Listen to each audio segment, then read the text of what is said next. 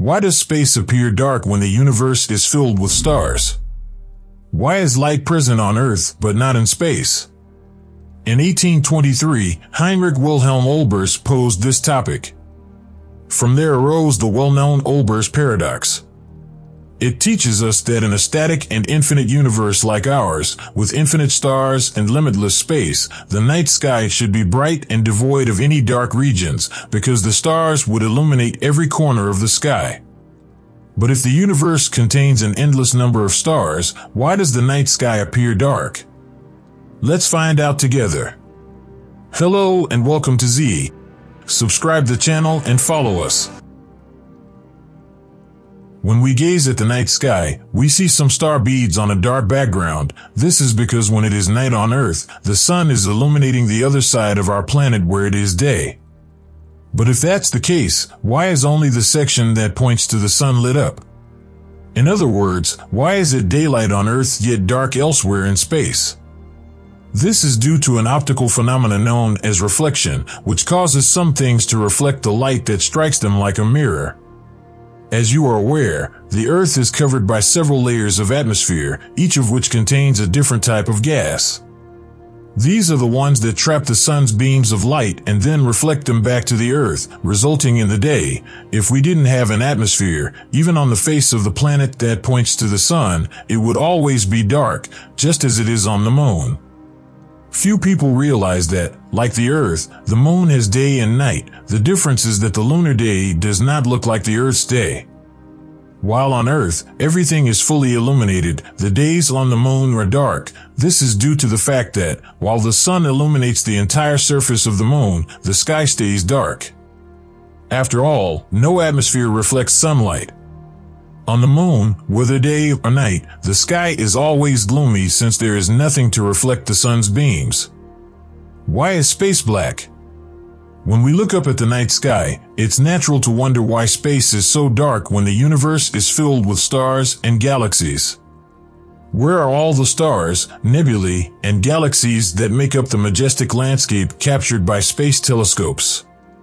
The magnificent photos of telescopes like Hubble and the James Webb lead us to believe that we could see those colorful and bright celestial bodies simply by looking up at the sky with our eyes or using simple amateur telescopes. However, aside from the stars, our eyes are incapable of seeing anything else.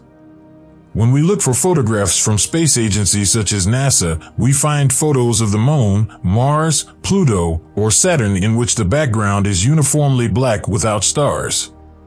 The explanation for this phenomenon has to do with photography, not astronomy. Unfortunately, space agencies do not send million-dollar probes and telescopes to take beautiful photos that will satisfy our long-held desire to see stars in high definition. These are only used to study the universe. The light conditions in space require you to use a very fast shutter speed and a very short exposure. However, a good photo of the stars requires a low shutter speed and a very long exposure. In other words, engineers operating large space telescopes must choose between taking a perfect picture of Saturn with a black background or taking a perfect picture of the stars behind Saturn and allowing Saturn to appear completely white due to excess light. The problem is not much different than the classic photo with a flash at a concert. The lights from the objects in the foreground make the background appear black, but if we take a photo of the background, the objects in the foreground will appear blurry and overlit. Photos of space and defense of space agencies are not always like this.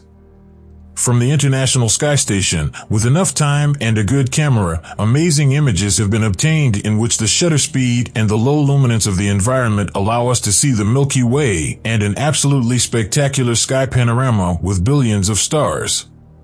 Space telescopes and other sensors take perfect photos as well because they focus on faraway corners with no objects in the foreground reflecting large amounts of light.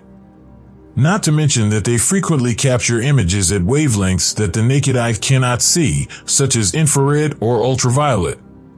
It is also for this reason that in the photographs the astronauts took when they went to the moon, you do not see the stars because on the moon, it was daylight and the sun illuminated the lunar surface, completely obscuring the faint light of the stars.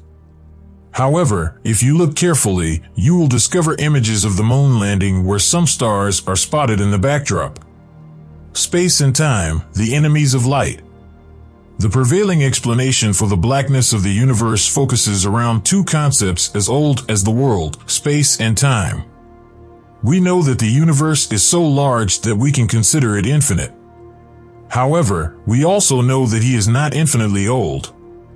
Current astrophysics indicates that the cosmos started between 13 and 14 billion years ago. Light moves at a speed of 300,000 kilometers per second, being the fastest thing in the universe, but the universe is vast, and even with that speed, light cannot cover the entire universe in that short time. In other words, space is black because most of the light emitted by stars has not yet had time to cover the entire universe and probably never succeeds since the universe is expanding faster than light. That is, even if we gave light an infinite amount of time, it is never covering the sky completely, as space moves away faster than the light itself. The second part of the problem is that even though the universe is 13 billion years old, light sources like stars are not as old. Most of the stars we know are between 1 and 10 billion years old. Olbers paradox. One of the early solutions to Olbers paradox was the existence of opaque bodies in the same proportion as that of stars. If we start with the assumption that the universe is infinite and its stars, it is logical to suppose that the opaque bodies in it will also necessarily be endless. Today, thanks to the advent of technology, we know that the universe is not as empty as we assumed. On the contrary, it turns out that in the space between galaxies, there exist massive concentrations of hydrogen clouds that can only be observed with infrared light detectors. This would be an obstacle to light, which would render it unable to travel to Earth in all observable directions. However, this method offers a difficulty as, since energy is not generated or destroyed, if these opaque bodies received light from these infinite stars, they would end up heating up and returning the energy in the form of light emitted. Hence, the safest is that clouds of dust between galaxies are not as dense as estimated or are not as abundant in all galactic clusters. Expansion of the universe. There is also a belief that the universe's expansion causes light to decrease in intensity. We know that the cosmos expanded from a zero instant termed the Big Bang. This expansion affects the very propagation of light, whose wavelength lengthens further and further until it falls into the infrared spectrum, which is not visible to us. The problem with this hypothesis is that UV radiation should be turned into visible light for us. Still, perhaps it is simply because there is not so much radiation of this type. The best explanation for Olbers paradox is that we dwell in a dark room so unimaginably huge that light has not yet had enough time to travel through it, and many of the star bulbs have already shut off. Even without adopting the Big Bang theory, it may be established that the universe is finite, which would address the Olbers paradox problem and settle the question of why the sky is not totally luminous. As we know, the amount of hydrogen in the universe is very high. However, as time goes on, this amount diminishes. This is due to the fact that stars utilize hydrogen to produce helium and heavier atoms. If the cosmos were infinite, the process of converting hydrogen into heavier atoms would have been finished.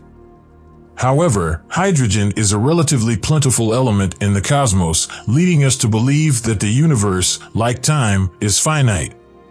However, this solution could be questioned if some way were discovered to reverse the process, that is, to transform heavy atoms into simpler atoms up to hydrogen.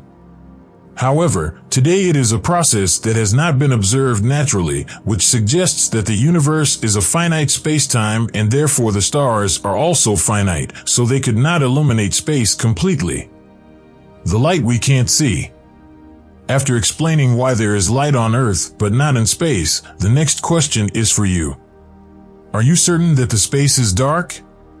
The response is it depends, because while space is black for us, it may not be for other beings. Space is packed with a specific form of matter that pervades every corner of the cosmos. This is dark matter, a matter we know exists but have no idea what it is. Furthermore, we know that enormous clouds of cosmic dust cover the vacant regions between star groupings and galaxy groups. Infrared light is required to see these clouds. Visible light represents the smallest amount of light in the universe, so when we use spectroscopes or radio telescopes to look at the universe, we can see light that our eyes cannot see. The cosmos appears dark and empty to our eyes, but when we look at it through the lens of science, we see that we live in a very brilliant and intriguing universe. Alright everyone, here's where the video ends. Thanks for watching. Do you want to discuss about the dark matter or dark energy that surrounds the entire universe? Tell us in the comments. Don't forget to subscribe and ring the bell for more space facts.